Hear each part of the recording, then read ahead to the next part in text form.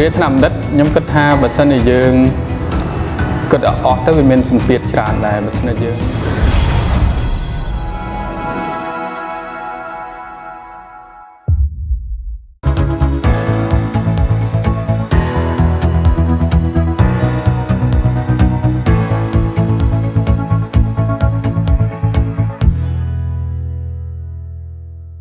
ដើម្បីទទួលបានសញ្ញាបត្រថ្នាក់បណ្ឌិតហ្នឹង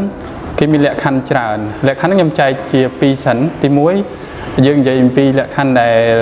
precondition លក្ខខណ្ឌមុនចូលថ្នាក់បណ្ឌិតសិនបន្តមកទៀតលក្ខខណ្ឌដែលត្រូវចូលរៀនថ្នាក់បណ្ឌិតអញ្ចឹង precondition មានច្រើនអ្នកនរគ្នាអាចគិតតែត្រឹមថាយើងមានសញ្ញាបត្រអនុបណ្ឌិតដើម្បីរៀនថ្នាក់បណ្ឌិតបានហ្នឹងជាលក្ខខណ្ឌ precondition មួយទៀតគឺយើងត្រូវទទួលការចុះឈ្មោះចូលរៀនគេហៅ admission ដើម្បីចូលថ្នាក់បណ្ឌិតបានអញ្ចឹងជា precondition វាវែងឆ្ងាយបបកក្រោយអនុបណ្ឌិតទៀតមានន័យថាតើតើយើងមានបញ្ញាបត្រថ្នាក់ទី12 college high school secondary school primary school អញ្ចឹងជា precondition មួយដែលវែងឆ្ងាយអញ្ចឹងខ្ញុំនិយាយថាមុនចូលថ្នាក់បណ្ឌិតបានយើងត្រូវរៀនចប់ថ្នាក់អនុបណ្ឌិតហើយមានសញ្ញាបត្រត្រឹមត្រូវហើយក៏ទទួលចូលរៀនថ្នាក់បណ្ឌិតដើម្បីបានសញ្ញាបត្រថ្នាក់បណ្ឌិតហ្នឹងយើងមានលក្ខខណ្ឌច្រើនឥឡូវខ្ញុំនិយាយករណីថាយើងចូលរៀននៅប្រទេសអភិវឌ្ឍមួយអញ្ចឹងករណីរបស់ខ្ញុំយើងរៀននៅប្រទេសញូហ្សេឡង់ដែលជាប្រទេសដែលខ្ញុំចប់ថ្នាក់បណ្ឌិតហ្នឹងអញ្ចឹងលក្ខខណ្ឌមានទៅតាមសាកលវិទ្យាល័យទៅតាមប្រទេសទៅតាមមុខវិជ្ជាឥឡូវករណីដែលខ្ញុំនិយាយទូទៅគឺចូល3ករណីទី1ដើម្បីបានសញ្ញាបត្រថ្នាក់បណ្ឌិតយើងត្រូវរៀនក្នុងថ្នាក់គេហៅ coursework ហើយនិង research បូកចូលគ្នាស្រាវជ្រាវទី2យើង research សុទ្ធយើងស្រាវជ្រាវសុទ្ធអញ្ចឹងក៏អាចទទួលបានថ្នាក់បណ្ឌិតដែរមួយទៀតយើងត្រូវបោះពុម្ពមានលក្ខខណ្ឌផ្សេងមួយទៀតណាមានន័យថាលក្ខខណ្ឌ3ហ្នឹងមួយណាក៏បានស្កប់ជាលក្ខខ្លះតម្រូវយើងបោះពុម្ពជើងណលឲ្យបាន3ឬក៏2យ៉ាងតិចដើម្បីចប់ថ្នាក់បណ្ឌិតឥឡូវករណីដែលខ្ញុំជាប់នេះជាករណីដែលខ្ញុំស្រាវជ្រាវសុទ្ធពេញរយៈពេល3ទៅ4ឆ្នាំហ្នឹងជាលក្ខខណ្ឌដែលចប់ថ្នាក់បណ្ឌិតអញ្ចឹងដើម្បីទទួលបានសញ្ញាបត្រថ្នាក់បណ្ឌិតហ្នឹងទី1យើងត្រូវចុះឈ្មោះចូលរៀនឲ្យបានទូនាទីមួយឈ្មោះថា PhD student ហ្នឹងយើងប្រើពេលមិនសូវយូរដោយសារវាដំបូងអញ្ចឹង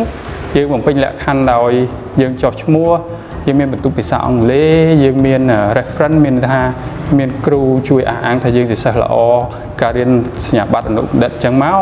ហើយយើងទៅសេ research proposal research study objective អីឲ្យចំជាមួយនឹងលក្ខខណ្ឌរបស់សាកលវិទ្យាល័យរបស់យើងហើយសាកលវិទ្យាល័យរបស់យើងចង់ទៅរៀនហ្នឹងមានគ្រូគេហៅ supervisor ហ្នឹងទទួលយើងអត់ចឹងលក្ខខណ្ឌដំបូងគេបំផុតដែរបន្ទាប់បានពីយើងចូលលក្ខខណ្ឌហ្នឹងហើយយើងត្រូវតម្រូវសាលាខ្លះឲ្យយើងប្រើពេល1ឆ្នាំខ្លះ1ឆ្នាំកន្លះសាលាខ្លះ1ឆ្នាំ3ខែសាលាខ្លះតិចតួចជាងហ្នឹងទៅតាមមុខវិជ្ជាឲ្យយើងការពារគេហៅ research proposal របស់យើងហ្នឹងដើម្បីឲ្យយើងបានឈ្មោះមួយឈ្មោះ PhD candidate បេក្ខបណ្ឌិតអញ្ចឹងយើងមើលចាប់ពីយើងចូលរៀនរហូតយើងបានបេក្ខបណ្ឌិតហ្នឹងខ្ទង់ជា1ឆ្នាំទៅ1ឆ្នាំកន្លះទៀតអញ្ចឹងហ្នឹងលក្ខខណ្ឌទី2បន្ទាប់ពីបានការពារ proposal ហ្នឹងចប់យើងត្រូវចុះទៅប្រមូលទិន្នន័យឬក៏ data collection ជាទូទៅពីរយៈពេល3ខែទៅ6ខែយើងអាច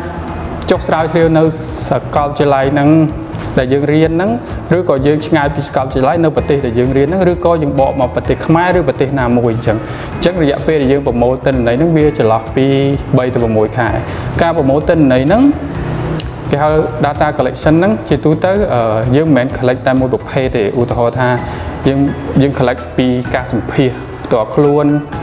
មួយទល់មួយយើងទៅតាក់ទងការសម្ភាសតាម Skype គេហៅ online interview ហ្នឹង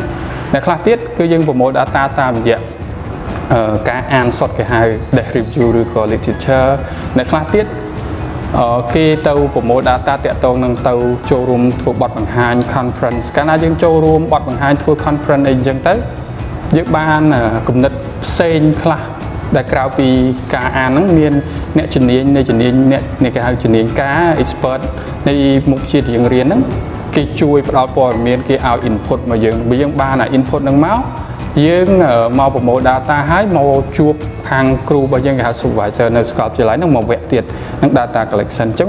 វគ្គទី3ហើយដល់វគ្គទី4យើងប្រមូល data ហ្នឹងហើយយើងវិភាគ data គេហៅថា data analysis ហ្នឹងវគ្គហ្នឹងគឺពិបាកឲ្យបន្ទាប់ ច្រឡោះហ្នឹងបើថាវគ្គ data analysis បើតាមខ្ញុំចាំខ្ទង់ជាឆ្នាំទី2ចុងឆ្នាំទី2ពីទូទៅនិស្សិតណានៅពេលដែលចូលចុងឆ្នាំទី2យើងវិភាគ data ហើយយើងទៅសេចេញជា first draft ពង្រៀងទី1ពង្រៀងទី2តាក់ទងនឹងសារណារបស់យើងនៅពេលដែលយើងទៅសេទៅគ្រូយើងហៅ supervisor យើងពេញចិត្តចឹងទៅគេវគ្គ submit មានបញ្ជូនឯកសារទៅកាន់ examiner គឺអ្នកឲ្យបន្ទុកយើងជាប់ធ្លាក់ចុងក្រោយហ្នឹងរយៈពេលហ្នឹងតាមដែលខ្ញុំចាំប្រហែលជាខ្ទង់ចុងឆ្នាំទី3យ៉ាងឆាប់ឬក៏ដើមឆ្នាំទី4អ្នកដែលរៀនយឺតឬក៏3ឆ្នាំកន្លះសម្រាប់ថ្នាក់បណ្ឌិតខ្លះអញ្ចឹងពេលយើង submit នឹងហើយវគ្គទី4ហ្នឹងជាវគ្គជិតចប់ហើយពេលយើង submit នឹងហើយ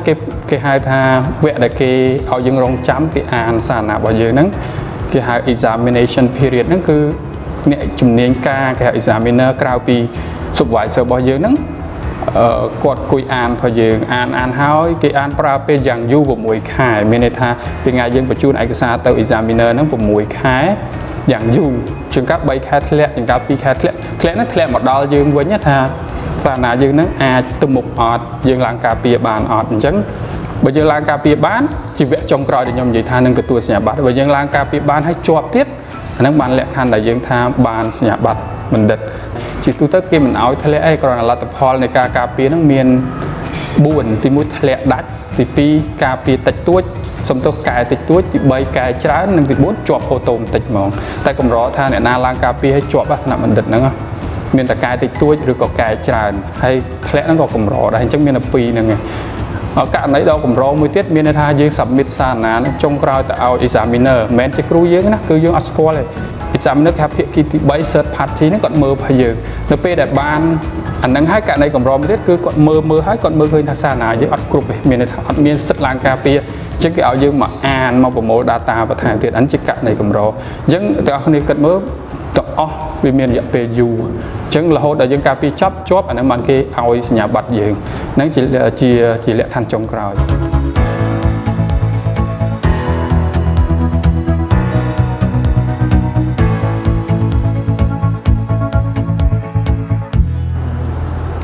ដើម្បីទទួលសញ្ញាបត្របានសញ្ញាបត្រថ្នាក់បណ្ឌិតយើងចែកជា2គឺទី1រៀន full time និងរៀន part time រៀនពេញម៉ោងនិងរៀនក្រៅម៉ោងរៀនពេញម៉ោងមានន័យថាយើងចំណាយពេលយ៉ាងតិច8ម៉ោងដើម្បីអានដើម្បីស្ដាប់ដើម្បីវិភាគលើសារណារបស់យើងនឹងពេញម៉ោង8ម៉ោងក្នុងមួយថ្ងៃអញ្ចឹងអានឹងរៀន full time រៀន part time គឺយើងរៀនតាមពេលវេលាទំនេររបស់យើងអញ្ចឹងនៅស្រុកគេចែកជា2ណាអញ្ចឹង full time ប្រើពេលចន្លោះពី3ទៅ4ឆ្នាំបានរៀនបានសញ្ញាបត្រថ្នាក់បណ្ឌិតករណីកម្រដែលរៀនក្រោម3ឆ្នាំបានសញ្ញាបត្របណ្ឌិតពេញម៉ោងហ្មងណាហើយបើ part time អាចដល់7ទៅ8ឆ្នាំបានអាចទទួលបានសញ្ញាបត្រថ្នាក់បណ្ឌិត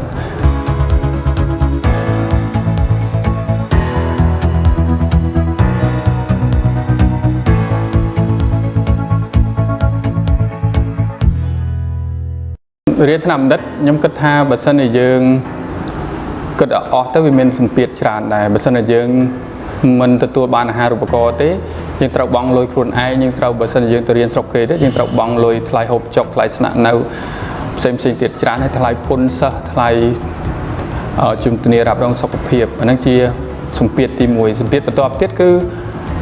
នៅរៀនហ្នឹងវាពិបាកសម្រាប់ខ្ញុំគិតថាពិបាកដោយសារដើម្បី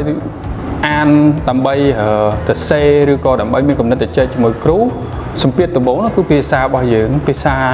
អង់គ្លេសមិនភាសាជាតិអីអញ្ចឹងពេលដែលយើងបកស្រាយគំនិតរបស់យើងទៅកាន់គ្រូដែលជា expert ឬក៏ជំនាញការខាងហ្នឹងយើងបកស្រាយទៅវាអត់ច្បាស់លាស់ដូចយើងនិយាយភាសាជាតិរបស់យើងអញ្ចឹងណានឹងសម្ពាធទី2អញ្ចឹងបានគេទាមទារឲ្យយើងនឹងរៀនឲ្យបានបន្ទុកអង់គ្លេសប្រឡងបានខ្ពស់សម្ពាធទី3គឺករណីខ្លះជាករណីពិបាកមែនទែនដោយសារប្រធានបទដែលយើងកំពុងធ្វើហ្នឹងគឺវាទាមទារខ្ពស់ពេកសម្រាប់សាកលវិទ្យាល័យមួយបើសិនជាយើងថាយើងគិតថាប៉ុណ្ណេះគ្រប់ហើយយើងអាចទទួលថ្នាក់សញ្ញាបត្របណ្ឌិតបានតែសម្ពាធរបស់មហាវិទ្យាល័យខ្លះគឺគាត់ថាប៉ុណ្ណោះគ្រប់ពេលគាត់ត្រូវឲ្យយើងមានលក្ខខណ្ឌចេះទៀតអញ្ចឹងប្រធានបទខ្លះគេហៅ critical គឺស៊ីជម្រៅមែនតើហ្មងដែលយើងពិបាកធ្វើយើងពិបាកអញ្ចឹងមានសម្ពាធបន្ទាប់មកទៀតខ្ញុំថាគឺសម្ពាធគ្រួសារមានន័យថា គ្រួសារយើងពេលខ្លះគាត់ពិបាករងចាំឲ្យយើងរៀនឲ្យចប់ព្រោះប្រើពេល3 4ឆ្នាំអញ្ចឹងទៅហើយអ្នកខ្លះមានកូនមានប្រពន្ធអញ្ចឹងទៅប្រពន្ធឈឺកូនឈឺឬក៏ចាញ់ទឹកចាញ់ដីឬក៏គាត់នឹកផ្ទះនឹកអីទៅយើងពិបាកអានេះជាសម្ពាធបន្ទាប់ផ្សំ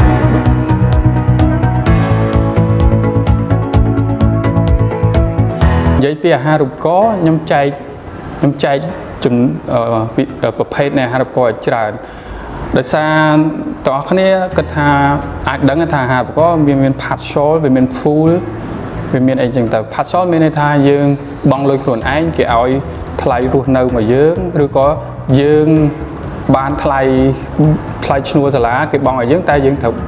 វចេញលុយខ្លួនឯងសម្រាប់រស់នៅក្នុងការ partial ឬក៏គេឲ្យមកកញ្ចប់យើងតែ 5,000 6,000 10000 តាមទឹកលុយបើគេហៅ full scholarship មានន័យថាយើងទទួលបានទាំងអស់មានន័យថាយើងទទួលបានទាំងថ្លៃសាលាថ្លៃរស់នៅថ្លៃពន្ធសិស្សថ្លៃសុខភាពអីចឹងទៅហ្នឹង full ហើយតែអាហារូបករណ៍មួយទៀតដែលខ្ញុំចង់និយាយនៅពេលនេះឲ្យពិសេសជាងគេគឺអាហារូបករណ៍ខ្លះពេលដែលយើងបានទទួលអាហារូបករណ៍ហ្នឹងហើយយើងរៀនចប់យើងត្រូវត្រឡប់មកស្រុកខ្មែរវិញគឺតម្រូវយើងត្រឡប់មកវិញដើម្បីយើងជួយអភិវឌ្ឍជាតិរយៈពេល 2-3 ឆ្នាំតែអាហារូបករណ៍មួយប្រភេទទៀតដែលអ្នកនរគ្នាខ្ញុំគិតថាប្រហែលជាអត់ទាន់មានអ្នកគិតដល់ដែលខ្ញុំបានដោយផ្ទាល់ហ្នឹងគឺអាហារូបករណ៍ដែលជាប់ហើយយើងមានសិទ្ធិរៀនចប់យើងមានសិទ្ធិរស់នៅស្រុកគេយើងអាចធានាបងប្អូនគ្រួសារឬកូនប្រពន្ធអីអាចនៅនឹងមានន័យថាគេយកខួរក្បាលអ្នកដែលពូកែហ្នឹងទុកដើម្បីបម្រើប្រទេសរបស់គេអាហ្នឹងជាគោលនយោបាយរបស់ប្រទេសមួយហើយជាគោលនយោបាយរបស់មហាវិទ្យាល័យគេមួយអញ្ចឹងដើម្បីបានអាហារូបករណ៍ហ្នឹងយើងមានគុណសម្បត្តិច្រើនដែលខ្ញុំនឹងនិយាយនៅវគ្គទី 2សម្រាប់ចែករំលែកទាក់ទងនឹងការទទួលបានអាហារូបករណ៍ថ្នាក់បណ្ឌិតបាទអរគុណ